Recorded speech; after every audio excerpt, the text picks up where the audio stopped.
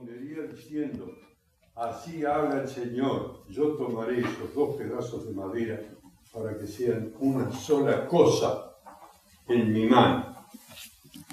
Entonces, el Dios de la resurrección es también el Dios de la unidad entre distintos pueblos. Y nos vamos a detener solo en la primera parte del texto de Ezequiel.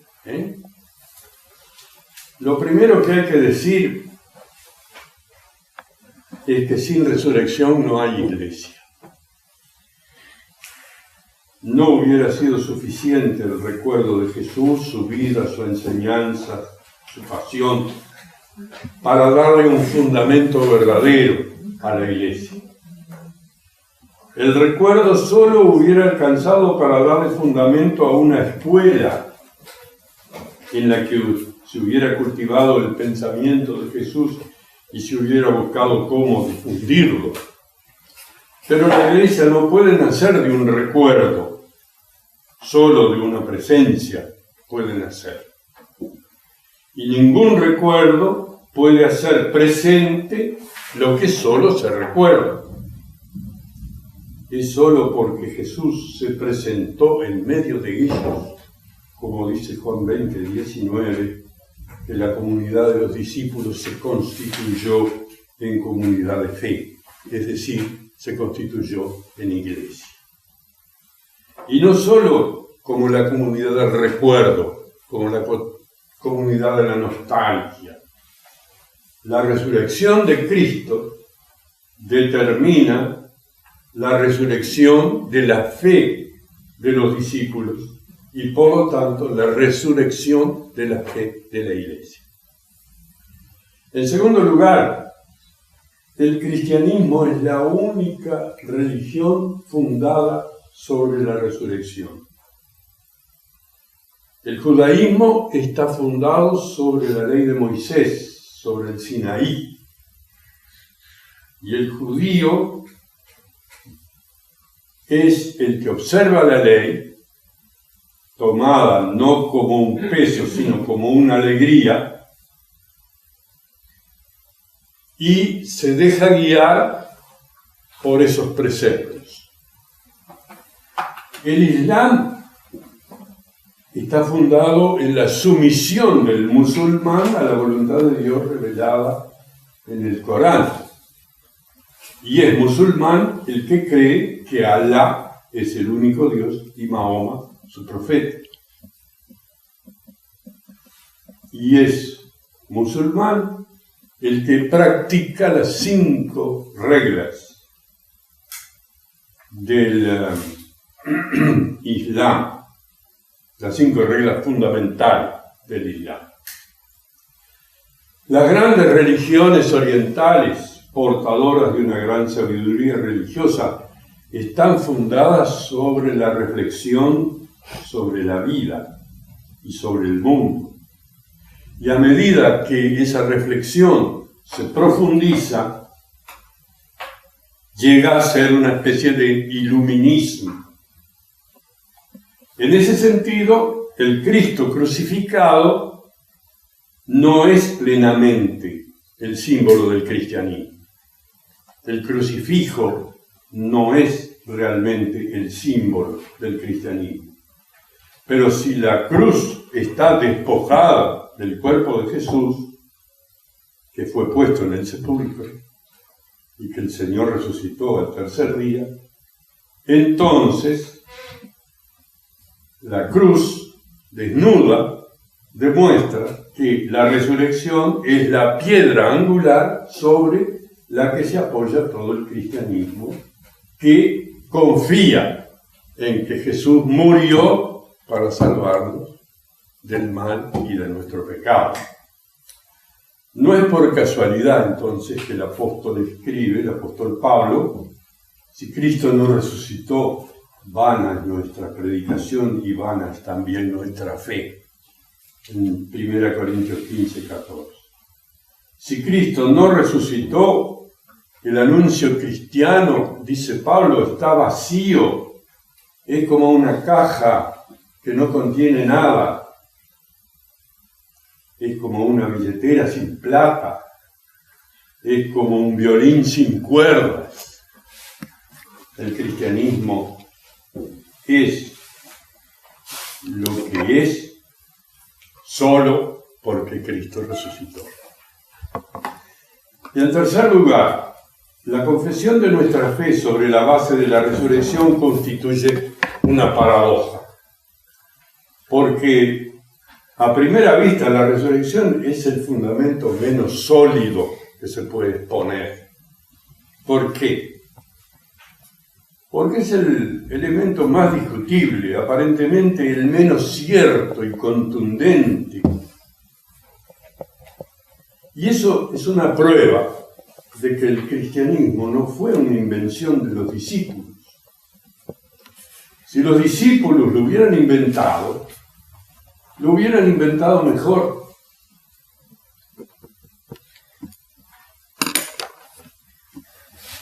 En que Jesús fue un ejemplo, en que Jesús fue un modelo para la humanidad, en el sentido más puro del término, en que Jesús fue una propuesta de vida para cualquiera, un modelo de vida que da a cada ser humano un sentido y un valor incalculable. Bueno, si los discípulos hubieran inventado el cristianismo, tal vez se hubieran refugiado en esas ideas. O también se hubiera podido fundamentar el cristianismo sobre el mensaje de Jesús, que alcanza niveles impresionantes en el pensamiento religioso y moral de la humanidad. Se podría pensar en un cristianismo fundamentado en el Sermón de la Montaña, por ejemplo, que inspiró a tantos, o en los discursos de adiós del Evangelio de Juan, de una profundidad espiritual raramente alcanzada por el pensamiento humano. O se hubiera podido fundamentar el cristianismo sobre la pasión y la muerte de Jesús, sobre la forma como enfrentó, como desnudó el poder religioso de Caifás o el poder político de Pilato, aliados contra él.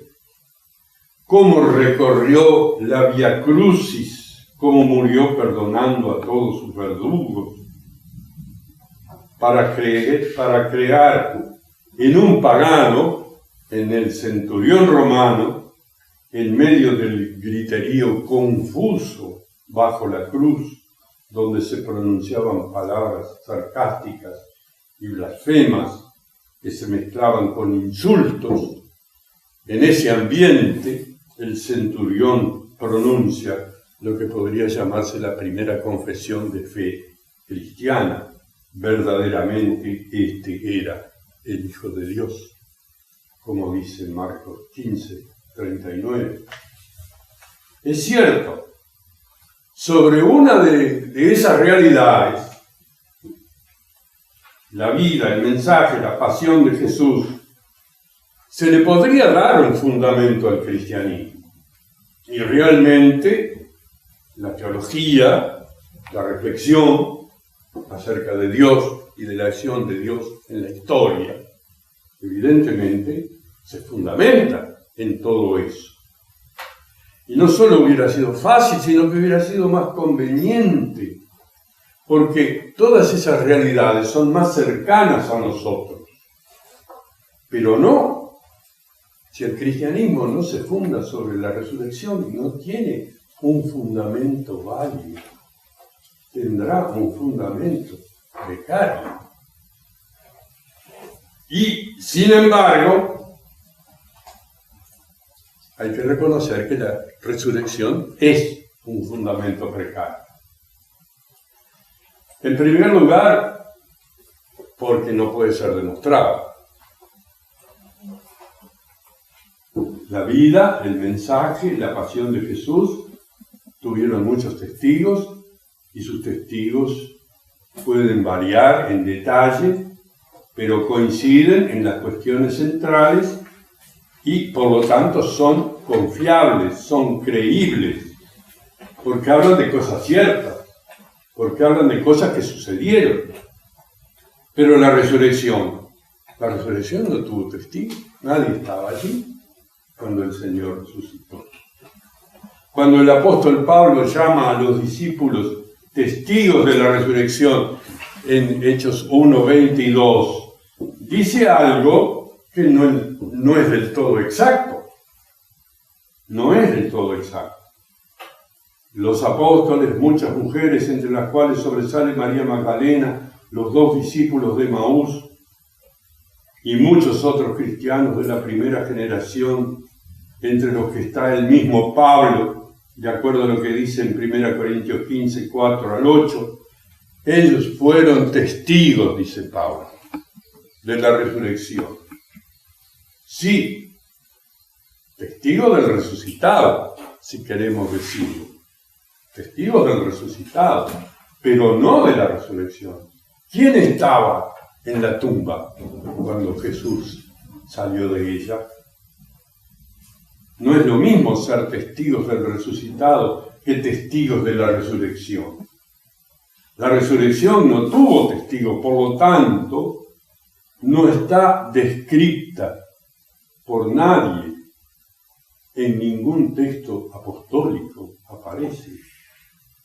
Como no tuvo testigos, no puede ser demostrada, solo puede ser creída. Por eso la resurrección es la base de nuestra fe.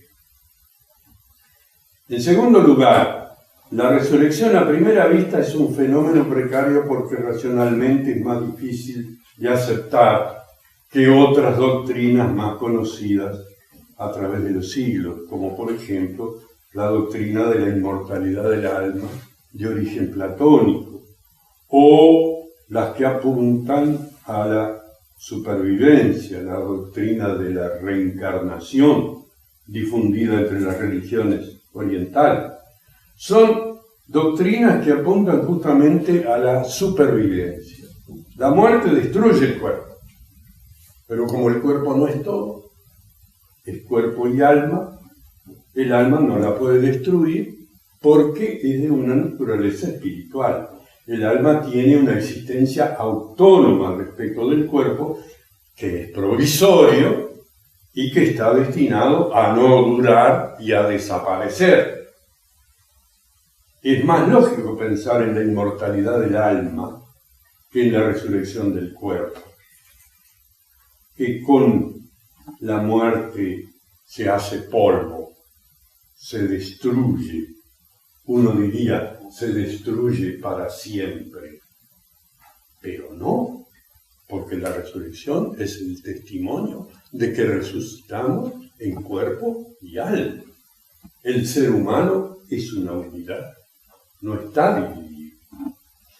En tercer lugar, la resurrección tiene a primera vista un fundamento precario porque es un acontecimiento que está completamente fuera de la experiencia.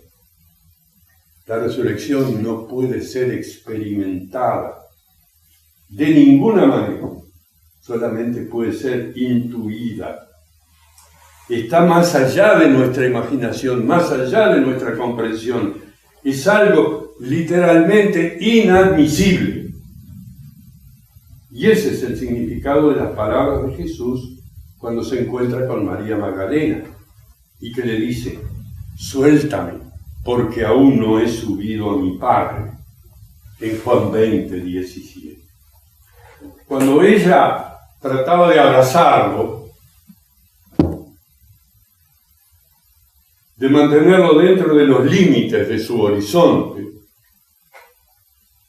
de mantenerlo dentro de los límites de su afectividad y de su fe, el resucitado como tal le dice, suéltame, porque él no pertenece ya a este mundo, el mundo que la muerte ha dominado.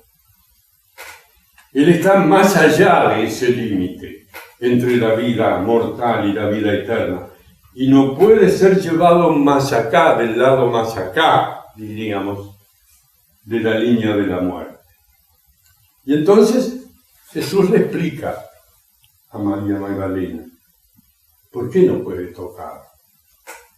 Porque no he subido al Padre. Eso quiere decir que cuando Jesús suba al Padre, mandará el Espíritu Santo, más bien volverá Él mismo como Espíritu Santo. No los dejaré huérfanos, volveré a ustedes, dice a los discípulos en Juan 14, 18.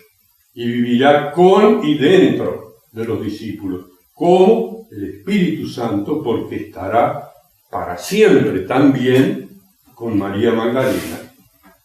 Pero ahora, como resucitado, debe volver al Padre, mientras María Magdalena no puede atravesar ese límite de su mortalidad, ni sujetar aquí y ahora al que es resurrección y vida. Entonces, aparece con toda su fuerza la paradoja.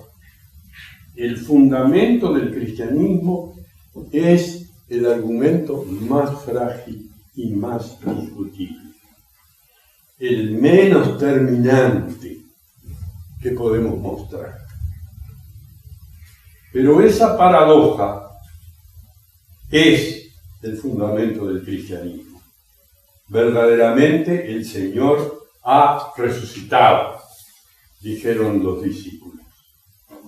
Verdaderamente, verdaderamente, no aparentemente, como si hubiera mantenido el recuerdo de su pasaje por este mundo.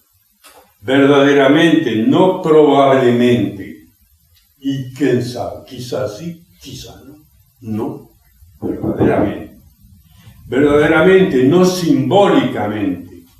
La resurrección como la interminable energía de la naturaleza y de la humanidad que se renueva y se renueva. No, Jesús ha resucitado verdaderamente.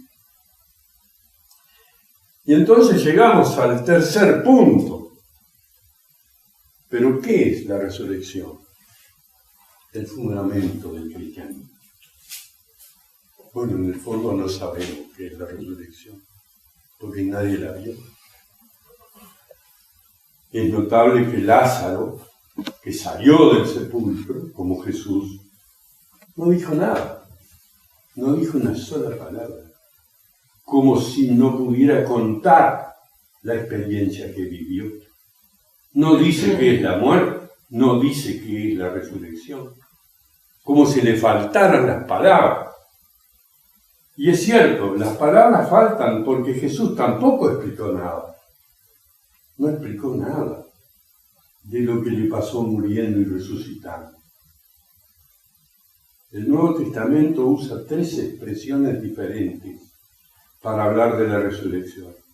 Primero se habla de levantarse, elevarse, que es un término griego clásico, muy usado, que es el término anastasis, que significa levantarse. Después se habla de despertarse, en otro término griego también muy conocido y muy usado, que es egeiro. Y también se habla de vida. ¿Por qué buscáis entre los muertos al que vive?, dice el ángel. La resurrección es un secreto. Tenemos que llegar a esa conclusión. Es el secreto de Dios. Solo Él sabe. Se puede decir que la palabra resurrección equivale a la palabra Dios. Y al revés, la palabra Dios equivale a la palabra resurrección. ¿Pero qué es la resurrección? A María, delante del sepulcro de su hermano, Jesús le dice, mejor dicho, ella le dice, Señor, hiede ya, porque lleva 4 días. Y Jesús le responde, ¿no te he dicho que si crees verás la gloria de Dios? Juan 11, 39, 40. Es la resurrección, la gloria de Dios. Es decir, es la manifestación suprema de Dios, la manifestación suprema de la divinidad. Es Dios en su máxima expresión. Porque solo Dios resucita a un muerto. Nosotros podemos dar vida, y evidentemente damos vida, pero no podemos resucitarlo. Podemos crear seres vivos, y efectivamente todos, o la mayoría de nosotros, sabe lo que es verse en la figura de un hijo. Pero recrear seres muertos, no podemos. Justamente por eso, porque la resurrección es una obra exclusiva de Dios, para nosotros imposible, pero sí posible para Dios, como dice Mateo 19:26, para Dios todo es posible, porque para nosotros es la posibilidad imposible. Justamente por eso la resurrección no la podemos ni explicar, ni comprender, ni ilustrar. Podemos solo escuchar el mensaje que nos anuncia que el Señor resucitó y recibir esa palabra divina, al fin incomprensible, y darla a conocer como podamos, darla a conocer a través de lo que creemos.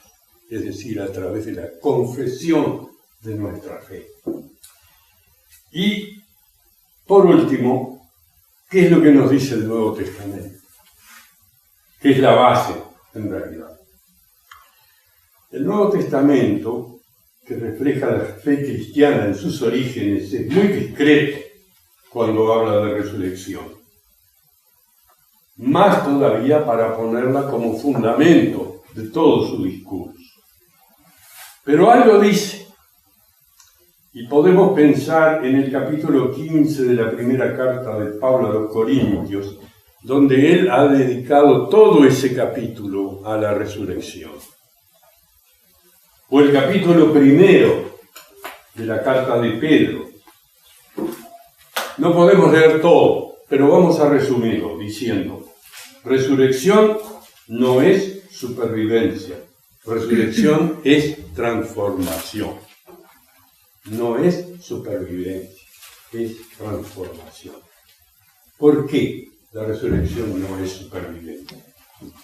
Los que piensan que con la muerte termina todo, que el ser se disuelve en el no ser, buscan tal vez una salida con la supervivencia que no hace tan amarga la idea de la muerte. Bueno, algo de nosotros va a sobrevivir. La forma de supervivencia pueden ser muchas. Uno puede ser la descendencia. Vamos a sobrevivir en nuestros hijos, o en nuestros nietos, o en algunos parientes cercanos, o en los herederos. Tal vez. Supervivencia no solo física y biológica, sino también afectiva, moral, cultural, y que se expresa en el recuerdo. Cuando morimos, por lo menos por un tiempo, alguien se va a acordar de nosotros. Después, supervivencia de los ideales, las cosas en las cuales uno creyó, por las cuales se jugó, por las cuales vivió, luchó. Una fe, un proyecto, unos valores, una pasión.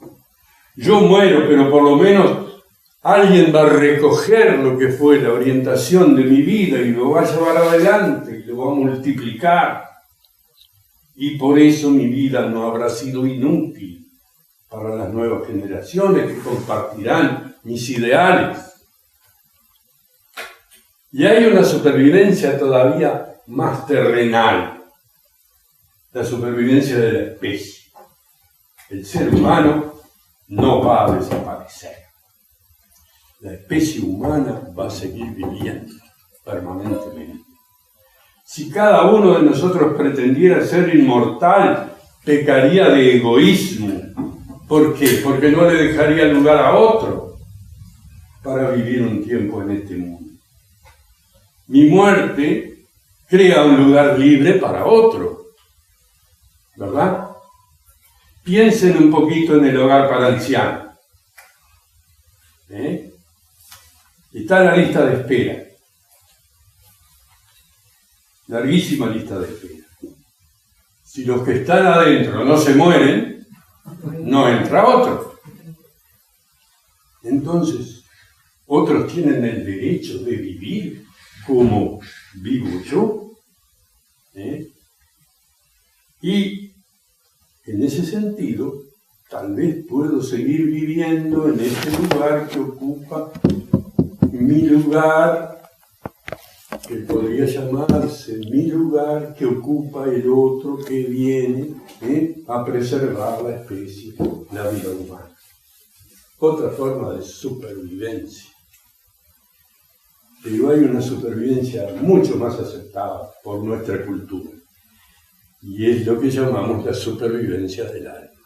El alma no muere.